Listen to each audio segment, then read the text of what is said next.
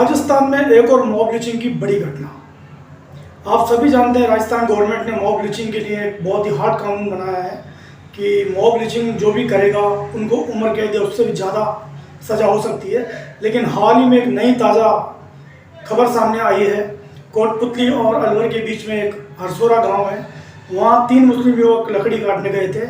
उनको भीड़ ने और जंगल विभाग के लोगों ने मिलकर इतना मारा जिसमें से एक लड़का वसीम की मौके पर ही मौत हो गई।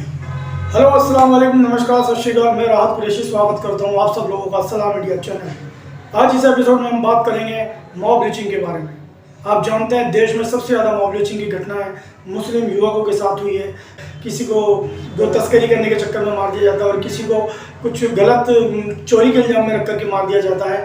और अभी एक ताज़ा घटना सामने आई है कि 3 युवक जो मुस्लिम थे अलवर के, वो उनके पास में हरसोरा गांव है, वहाँ वो पेड़ काटने गए थे। दरअसल उनका पेड़ काटने का धंधा है, ये उनका व्यापार है। वो किसी भी पर्सन जो होता है वो अगर वो अपना पेड़ बेचना चाहता है तो वो पेड़ को खरीदते हैं, उसको पैसा देते हैं और फिर वो पेड़ काट के अपने साथ ले जाते हैं और उसको बाजार में बेच देते हैं। ये उनका व्यापार है। तो इसी तरीके से 3 युवक, जिसमें एक अजरुद्दीन और एक वसीम और एक उनका दोस्त, ये तीनों पेड़ को काट के और अपनी पिकअप वैन में उस पेड़ की लकड़ियाँ रख करके जब आ रहे थे तब उनका पीछा किया वन विभाग वालों ने। और जब वो निकलने लगे कि कहीं ऐसा ना हो कि हमारे साथ कुछ गलत हो जाए, ये सोचकर जब वो भागने लगे तो उन वन विभाग वालों ने आगे गांव वालों को ये फ़ोन कर दिया कि कुछ लोग गो तस्करी करने आए थे, वो यहाँ से जा रहे हैं, उनको रोक लो।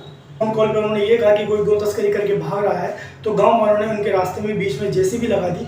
जेसीबी लगाते उनकी कार, उनको अपनी वैन, पिकअप वैन रोकनी पड़ी।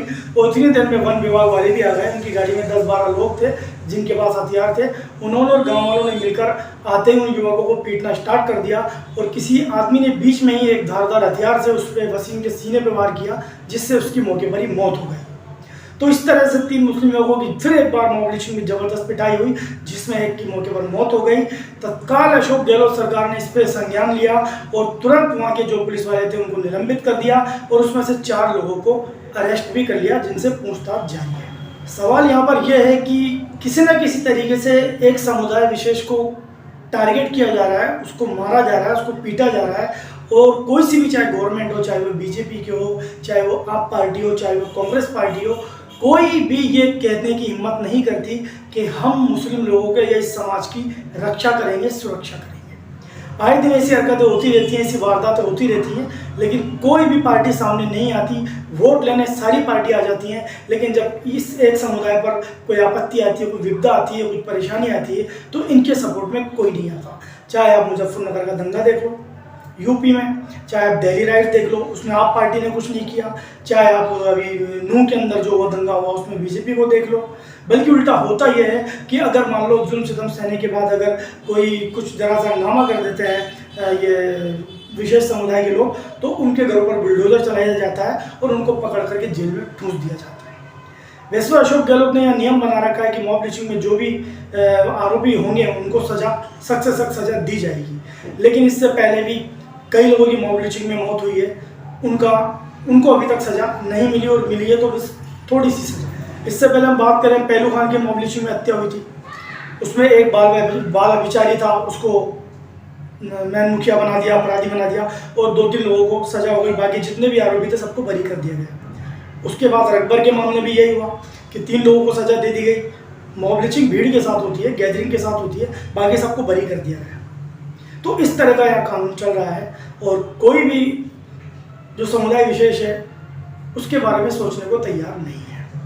तो इस एपिसोड में इतना ही। मैं राहत कुरैशी आप सबसे इजाज़त चाहता हूँ। आप मेरे इस वीडियो को लाइक, शेयर और सब्सक्राइब जरूर करें और मेरी ये जो स्पीच है, जो मेरा ये एपिसोड है, इसको ज़्यादा से ज़्यादा लोगों को दिखाएं और शेयर करें। मैं यही चाहता हूँ हमारे हिंदुस्तान का भाईचारा, आपसा प्रेम बना रहे और लोग एक दूसरे के धर्म पे और जात पात पे किसी को मारे पीटे ना, बल्कि अखलाक से और मोहब्बत से बात करें। अब आप देखिए इस एपिसोड में जो मैंने बात बताई कि प्रशासन भी अब गांव वालों के साथ हो जाता है, तो अब सुरक्षा कौन करेगा, आम जनता की सुरक्षा कौन करेगा, ये सोचने वाली बात है। तो इस एपिसोड में इतना ही। आप सबको मेरी ओर से सलाम इंडिया।